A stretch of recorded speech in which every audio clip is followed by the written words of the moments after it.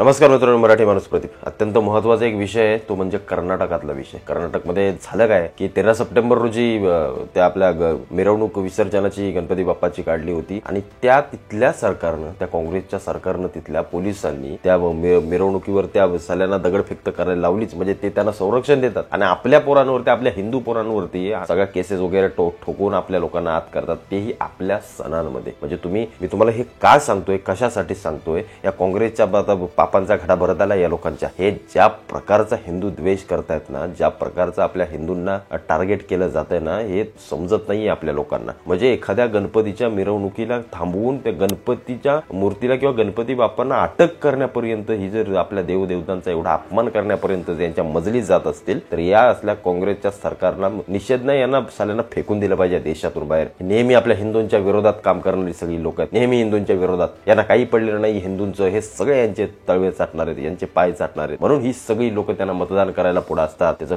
कारण हे काँग्रेस आणि ही सगळी काँग्रेसची लोक नेहमी आपल्या हिंदूंच्या विरोधात आणि आपल्या हिंदूंच्या देवदेवतांचा कसा अपमान होईल ना, याच्यावर हे सगळे बसलेले असतात. म्हणजे टपून असतात या सगळ्या गोष्टी करणारे. तेच आता हे काँग्रेस कर्नाटकामध्ये घडलं, हे सगळं पाहताना आपल्या महाराष्ट्रातल्या काँग्रेसीने या सगळ्या लोकांचे तोंडबाग असं शिवून ठेवलंय. आणि हे साले वफ बोर्डावर कसे आदळापट करतात, कसे बोलतात, वाच वाच वाच नुसत्यांची तोंड हलतात.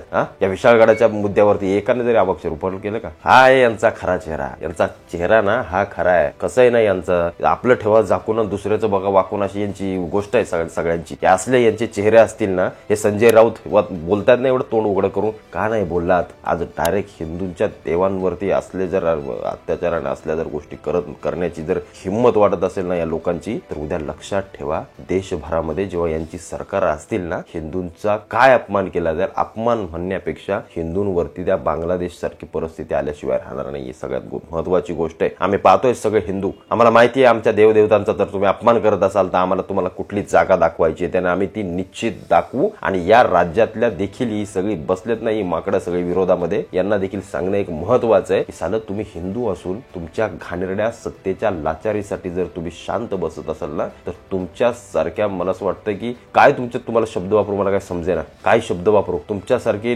नालायक निर्लज्ज लोक कोणी नसतील या राज्यामध्ये.